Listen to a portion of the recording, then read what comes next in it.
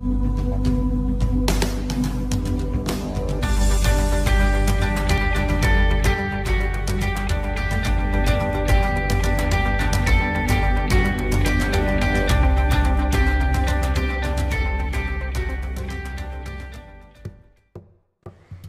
remaja GKB Immanuel Tamu Selatan. Gimana nih kabarnya? Semoga kalian tetap sehat selalu ya. Walaupun kita masih dalam pandemi saat ini, namun kita harus tetap semangat dan jangan lupa untuk beribadah kepada Tuhan. Kita akan memulai ibadah kita pada hari ini, namun sebelum itu saya persilakan teman-teman untuk mengambil saat teduh terlebih dahulu.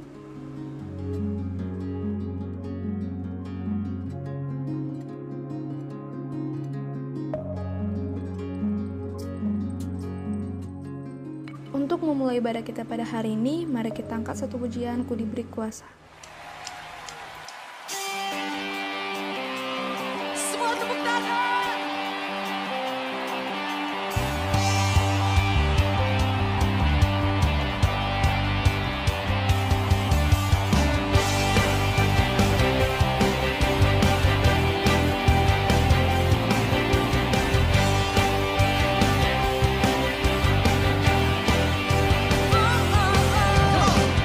Diberi kuasa dari Raja Mulia, menang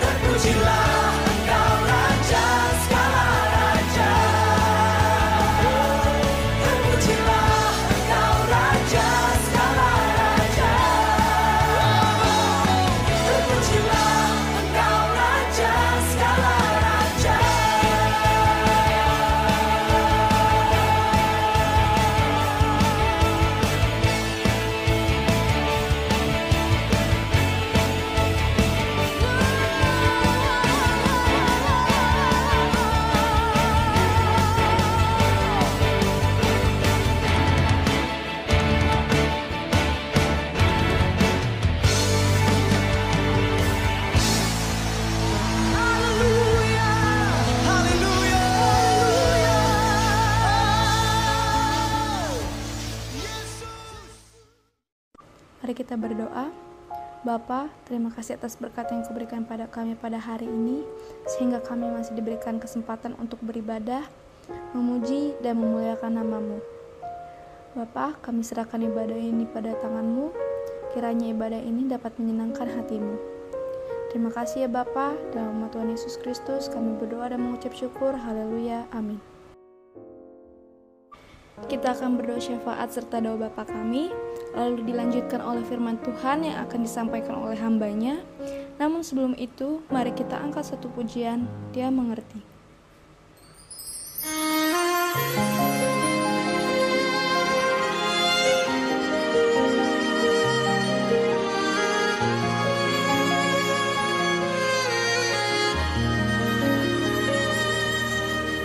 Terkadang kita merasa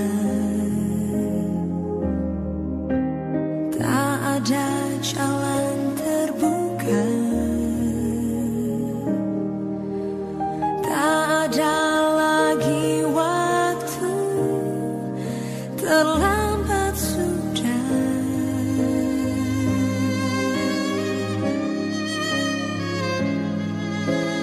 Tuhan tak pernah berdusta,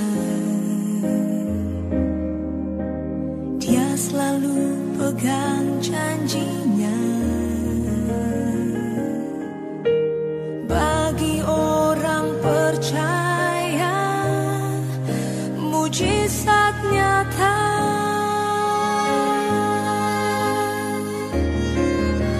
Dia mengerti, Dia peduli persoalan yang sedang terjadi. Dia mengerti, Dia peduli persoalan yang kita alami. Namun satu yang Dia minta, agar kita percaya sampai mujizat menjadi nyata.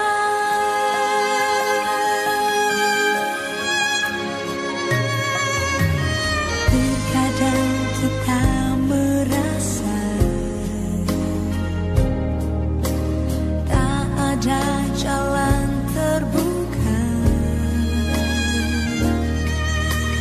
tak ada lagi waktu, terlambat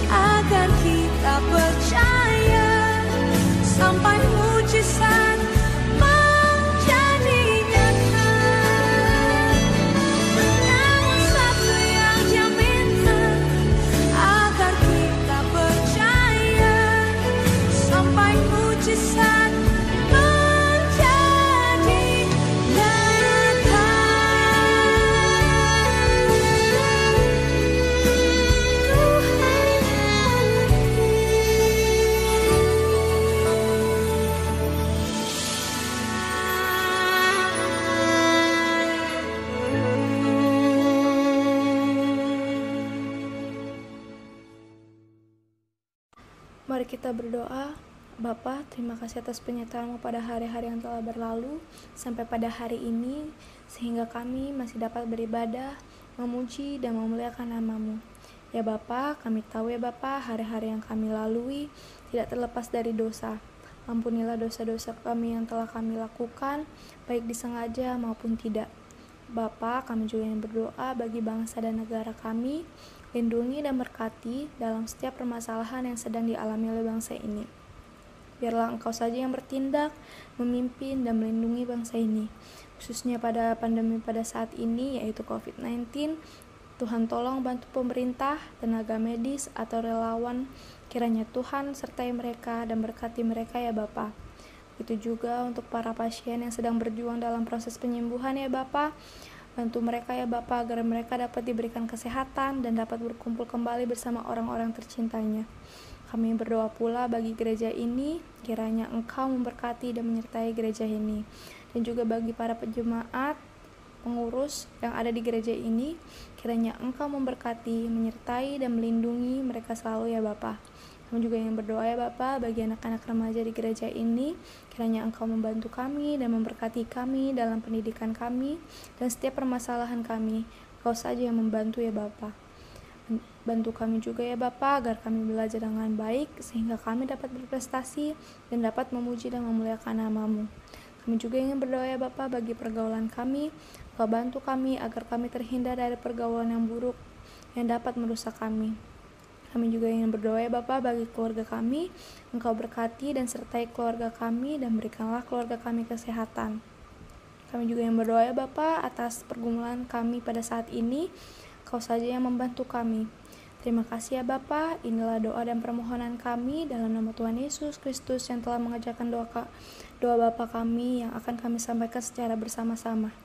Bapa kami yang di sorga, dikuduskanlah nama-Mu, datanglah kerajaan-Mu, jadilah kehendak-Mu di bumi seperti di sorga.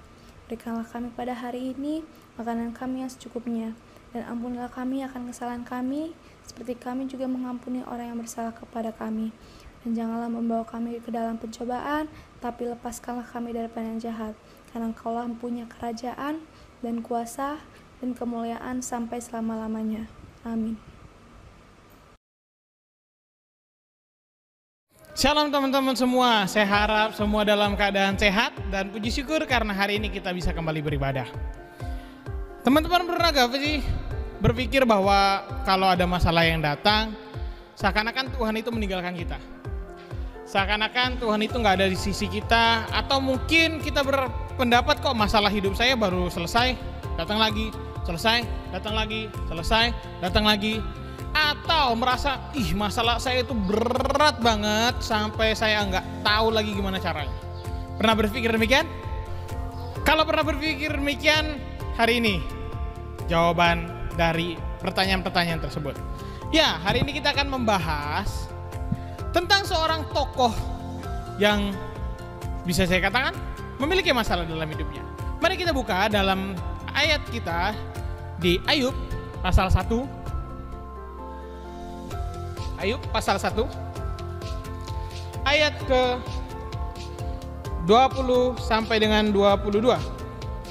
Ayub pasal 1 ayat 20 sampai 22.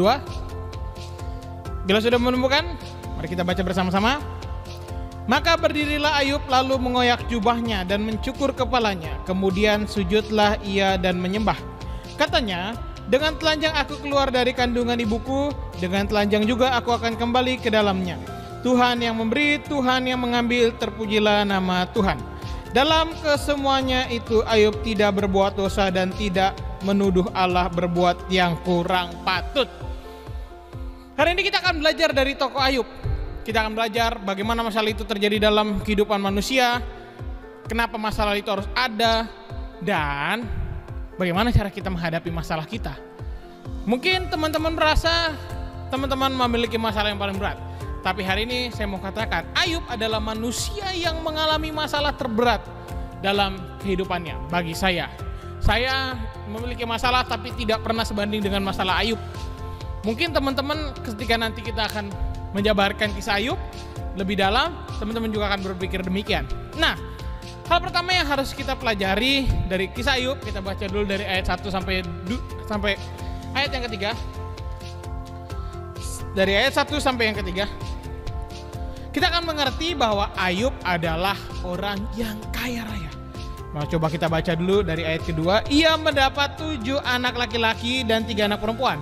Ayat ketiga, ia memiliki 7.000 ekor kambing domba, 3.000 ekor unta, 500 pasang lembu, 500 keledai betina, dan budak-budak dalam jumlah yang sangat besar. Sehingga orang itu adalah yang terkaya dari semua orang di sebelah timur. Wow, orang terkaya di sebelah timur saat itu. Di zamannya dia merupakan orang terkaya yang ada. Nah, ketika dia orang yang terkaya, bukan berarti dia lepas dari masalah, bukan berarti dia lepas dari sesuatu yang menimpa dia, sesuatu hal buruk yang bisa menimpa dia. Bahkan kalau nanti teman-teman perhatikan di ayat pertama dikatakan di sana, Ayub adalah orang yang saleh. Dia orangnya udah baik, banyak duitnya, banyak hartanya. Tapi kenyataannya masalah tetap ada dalam hidupnya. Nah, dari ini kita bisa belajar bahwa manusia semuanya tanpa terkecuali, mau dia tua, muda, kaya, miskin, sakit, sehat, semua punya masalah. Semua punya beban masing-masing. Semua punya kendala hidup masing-masing. Semua punya beban pikiran masing-masing. Sehingga gak ada satupun di dunia ini yang bebas dari masalah. Jadi ketika kita punya masalah, jangan langsung merasa minder, gak mampu melakukannya. Karena bukan cuma kamu kok yang punya masalah. Kita semua punya masalah. Nah, masalah itu datangnya dari mana? Masalah itu kenapa harus ada dalam kehidupan kita? Kenapa orang miskin, orang tua, orang muda, orang kaya, sehat secara fisik maupun memiliki kekurangan, semua punya masalah. Kenapa harus demikian? Hal berikut yang kita pelajari dari kisah Ayub, kita akan menelitinya dari ayat ke-9. Lalu jawab iblis kepada Tuhan, apakah dengan tidak mendapat apa-apa Ayub takut akan Allah? Ayat 10, bukankah engkau yang membuat pagar sekeliling dia dan rumahnya serta segala yang dimilikinya? Apa yang dikerjakannya telah kau berkati, dan apa yang dimilikinya makin bertambah di negeri itu. Ayat 11, tetapi ulurkanlah tanganmu dan jamahlah segala yang dipunyainya, ia pasti mengutuki engkau di hadapanmu. Ayat 12, maka firman Tuhan kepada iblis, nah, segala yang dipunyainya ada di dalam kuasamu, hanya janganlah engkau mengulurkan tanganmu terhadap dirinya. Ayat ini menjelaskan bagaimana saat itu terjadi negosiasi. Ketika Tuhan bilang kepada iblis, lihat hambaku yang setia, dia enggak ikutin jalanmu, dia enggak mengkhianati aku, dia tidak mengutuki aku, dia hidup saleh di hadapanku. Iblis bilang, oh gampang, itu mah cuma karena kamu berkati aja hidupnya. Hanya karena Tuhan kasih segala sesuatu yang ia miliki jadi makin bertambah, dia jadi setia. Coba dong, ayat tadi kata iblis, hilangkan semua yang dia punya, bikin dia jatuh susah, pasti dia mengutuki Allah. Ada sebuah negosiasi yang sebenarnya ini adalah sebuah pernyataan di mana dalam kehidupan kita ada sebuah tantangan yang menanti. Tujuannya ada di ayat tadi berikutnya. Ketika Tuhan menjawab, nah mulai saat ini boleh kamu habisi semua yang dia miliki. Ada tantangan dalam kehidupan Ayub yang bertujuan menguji Ayub. Kenapa? Iblis berkata, dia baik karena kamu memberikan yang baik. Tuhan bilang, enggak, buktikan aja dengan cara menghabisi semua hartanya, menghabisi semua yang dia miliki, menghabisi semua yang dia punyai. Menarik bukan? Ternyata dalam konteks ini kita mengerti akhirnya bahwa kehidupan manusia kenapa harus ada masalah, karena Tuhan ingin kita maju dan maju, membuktikan kualitas diri kita kepada Tuhan, membuktikan iman kita, kepercayaan kita. Seberapa sih kita percaya sama Tuhan? Seberapa dekat sih kita dengan Allah? Seberapa mau sih kita bersandar pada Allah? Itulah kenapa Tuhan kasih kita masalah. Masalah dalam kehidupan kita bertujuan menguji kita, menguji iman kita, menguji ketulusan hati kita mengikuti Allah dan kehendaknya. Apakah itu cuma ada di kitab Ayub? Enggak. Yuk kita baca Yakobus dulu sebelum kita lanjut. Kitab Yakobus pasal yang pertama ayat kedua. Kita baca, saudara-saudaraku, anggaplah sebagai suatu kebahagiaan apabila kamu jatuh dalam berbagai-bagai pencobaan. Ayat ini bilang apa? Berbahagia kalau kamu susah. Kalau kamu dapat pencobaan, masalah, tantangan hidup, berbahagia. Wah, Yakobus ini luar biasa ya. Dia malah nyuruh orang-orang yang susah untuk berbahagia. Kenapa dia suruh berbahagia? Kita pernah bahas ini. Di ayat berikutnya dikatakan apa? Sebab dari situlah kamu terbukti, teruji bahwa imanmu itu teruji. Kualitas imanmu baik. Kalau nggak ada masalah, nggak ada manusia lagi. Nggak ada masalah. Kalau tidak ada masalah, kualitas kita nggak kebukti. Kalau nggak ada ujian, takaran kepintaran kita nggak ternilai, nggak bisa dinilai akhirnya, sehingga butuh ujian. Sama dengan itu, iman kita biar bisa diukur, harus dicobai dulu, harus ada tantangan dulu, harus ada masalah dulu. Sama, kisah cinta juga begitu, persahabatan juga gitu. Kalau ada masalah baru terbukti dia teman beneran apa bukan. Ya kan? Kalau nggak ada masalah semua bisa kelihatan indah gitu. Kalau kita punya segala sesuatu semua bisa kelihatan indah. Tapi nanti kalau udah ada masalah, udah ada sebuah buah tantangan dalam hubungan pertemanan kita, di situ baru akan terbukti dia teman kita bukan. Dia menganggap kita ini sahabatnya bener-bener atau bukan. Itu pasti terbukti. Nah, sama seperti itu iman kepada Allah pun demikian. Benarkah kita benar-benar mengasihi Allah dan sesama dengan tulus ketika ada masalah? Ketika kita dikecewai orang mengecewakan hati kita, menyakiti hati kita, di situ baru akan terbukti bener gak sih kita tulus mengasihi dia. Kalau enggak ada itu, enggak ada tantangan, enggak bisa teruji. Jadi masalah itu datang sebenarnya dengan tujuan baik, menguji kita. Kenapa harus diuji? Biar kualitasnya semakin naik. Ketika kita ujian, ya kan semester 1, semester 2, ada ujian kenaikan kelas. Tujuannya apa? Ini layak kan nih naik level lagi? Sama demikian, kita ini setiap kali ada ujian, berarti Tuhan mau membawa kita ke level yang lebih lagi. Terus demikian. Itulah yang terjadi dalam kehidupan kita. Nah, kalau kita pelajari lagi ayat ini, itu hal kedua tadi.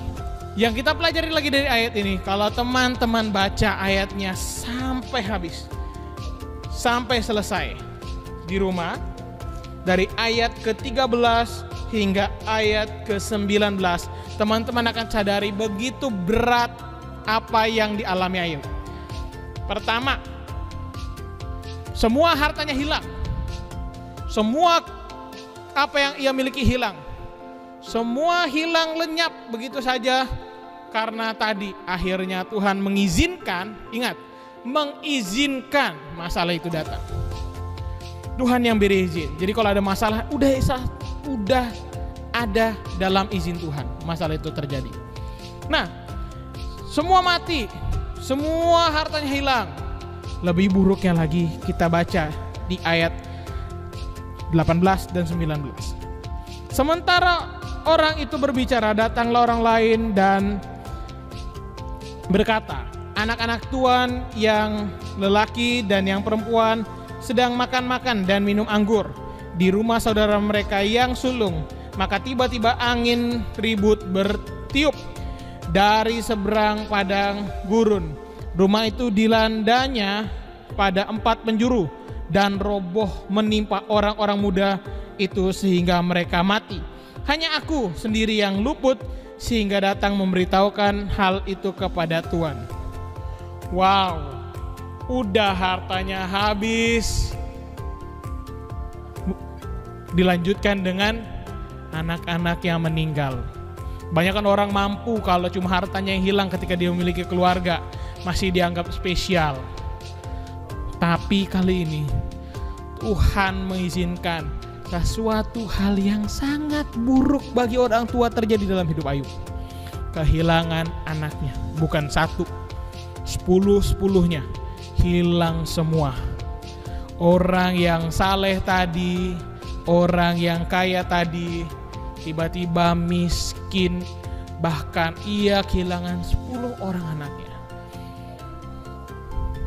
Bagaimana jika ini terjadi pada kita?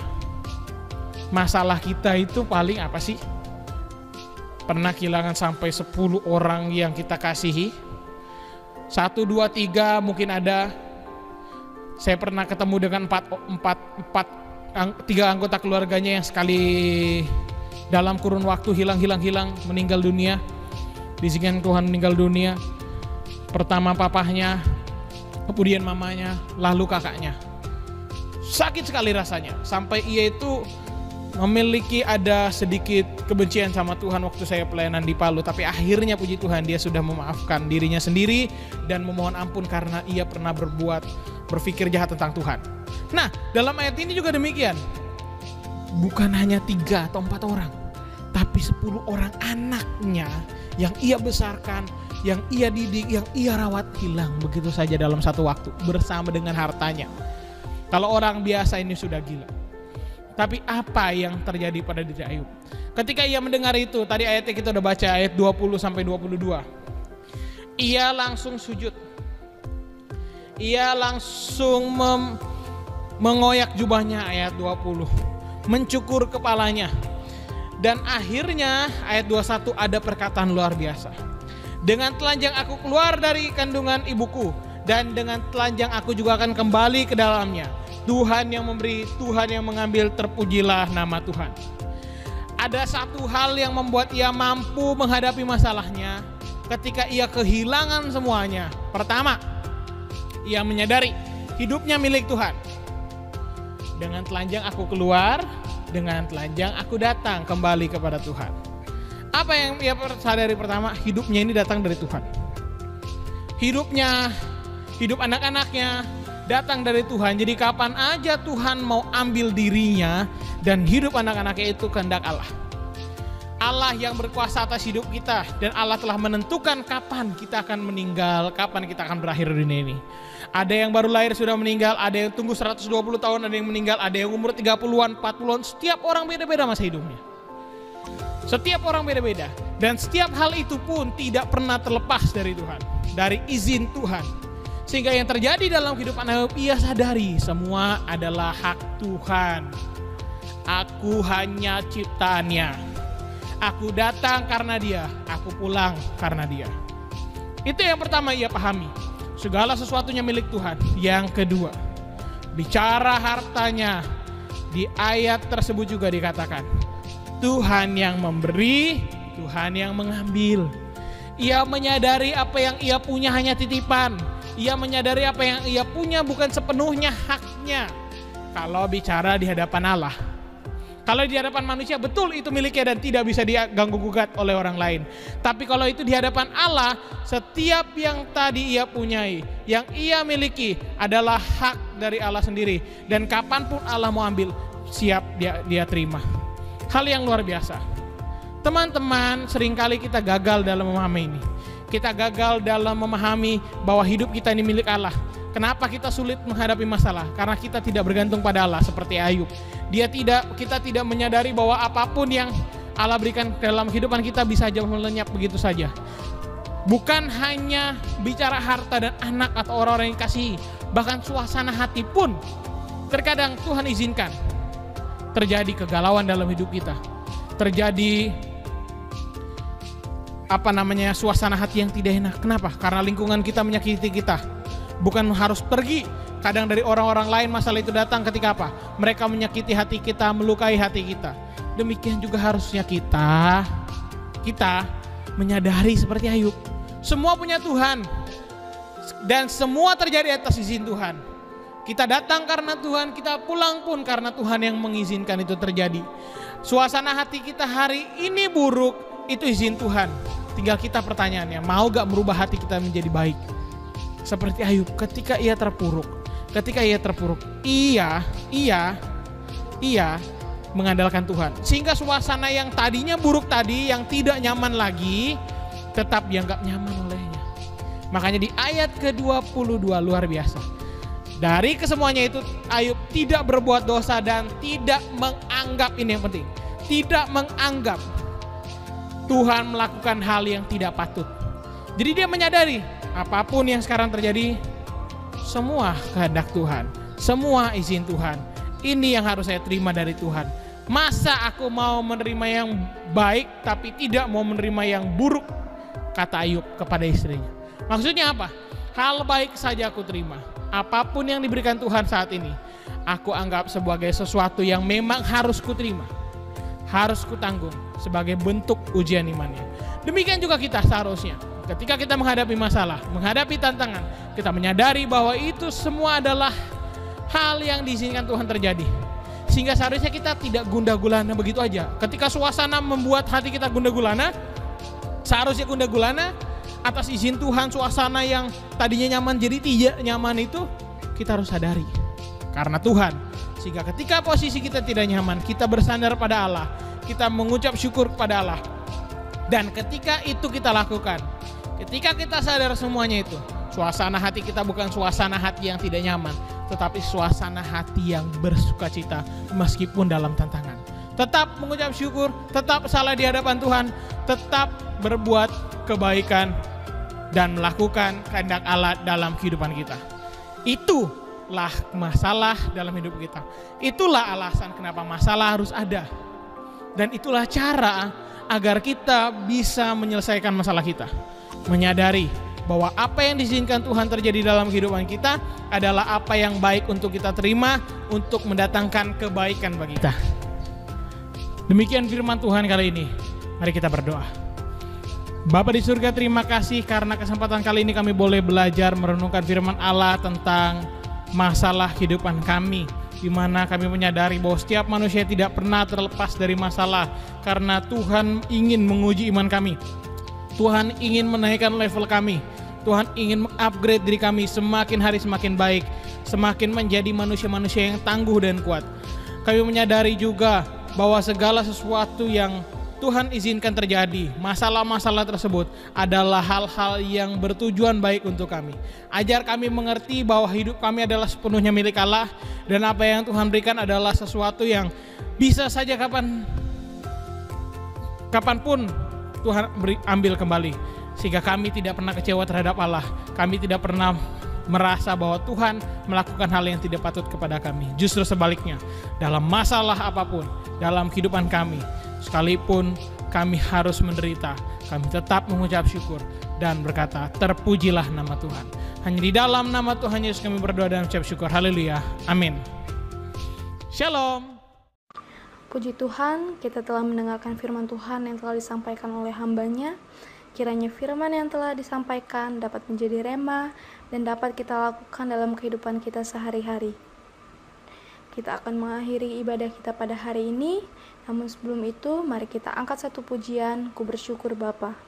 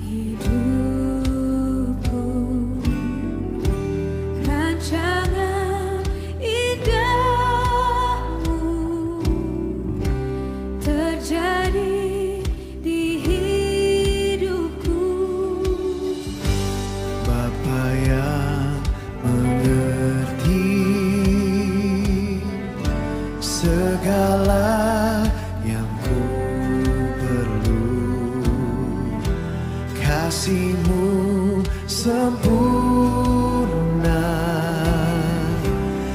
nyata dalam hidupku. Ku bersyukur Bapa, ku bersyukur Tuhan buat kasih setiamu di dalam hidupku. Ku bersyukur, ku bersyukur Bapa, ku bersyukur Tuhan buat kasih setiamu di dalam hidupku. Ku bersyukur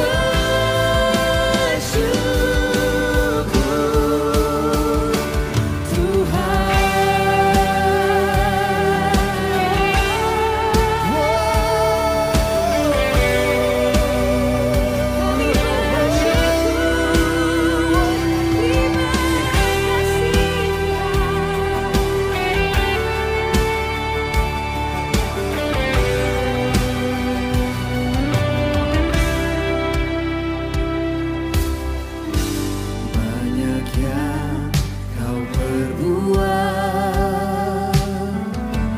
di dalam hidupku. Rancangan indahmu terjadi di hidupku. Bapa yang mengerti segala yang ku perlu. Kasih-Mu sempurna nyata dalam hidupku. Bersyukur Bapa, ku bersyukur Tuhan buat kasih setiamu di dalam hidupku. Ku bersyukur, ku bersyukur Bapa, ku bersyukur Tuhan, buat kasih setiamu di dalam hidupku. Ku bersyukur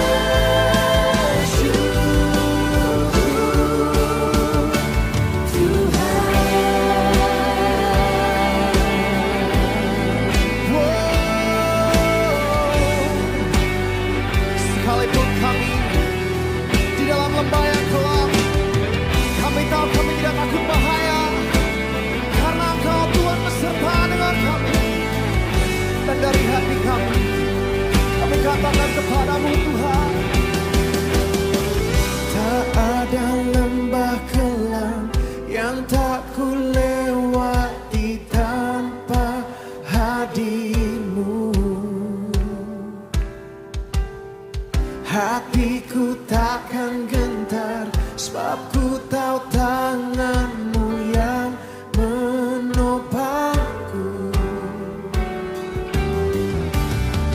Tak ada lembah kelam yang tak ku lewati tanpa hadir-Mu. Hatiku takkan gentar, sebab ku tahu tangan-Mu yang menopangku.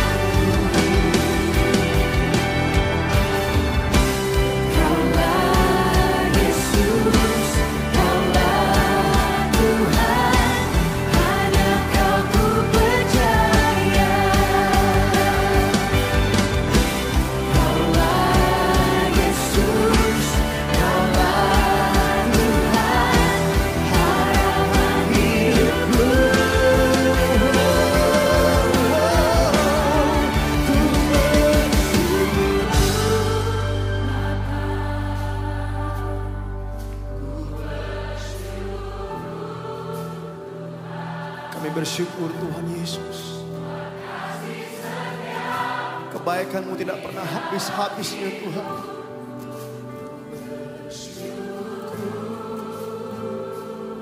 Kami katakan Ku bersyukur Bapa, ku bersyukur Tuhan. ku bersyukur Tuhan. Amin.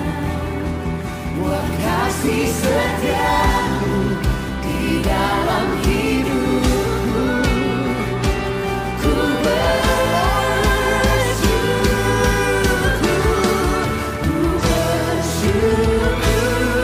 Bapa,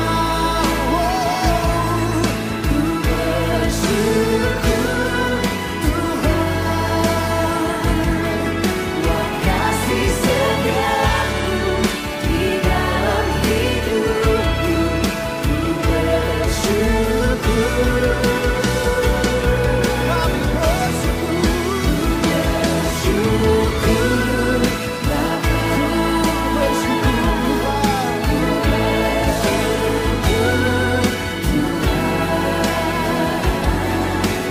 Kasih setia-Mu di dalam hidupku. Ku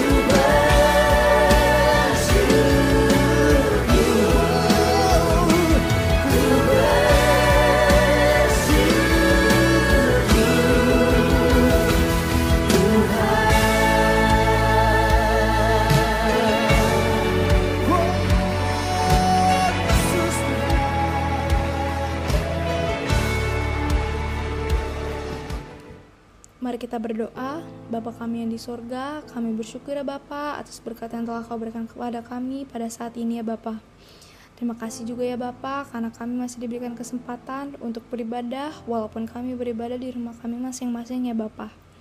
Terima kasih ya Bapa karena Kau telah memimpin ibadah kami dari awal sampai akhir ibadah ini. Kami juga ingin menyerahkan setiap pergumulan kami. Biarlah Bapa saja yang memimpin kami sehingga kami dapat kuat dalam menjalani hari-hari yang akan datang. Kami juga ingin berdoa ya Bapa, sertai kami, berkati dan pelihara kehidupan kami.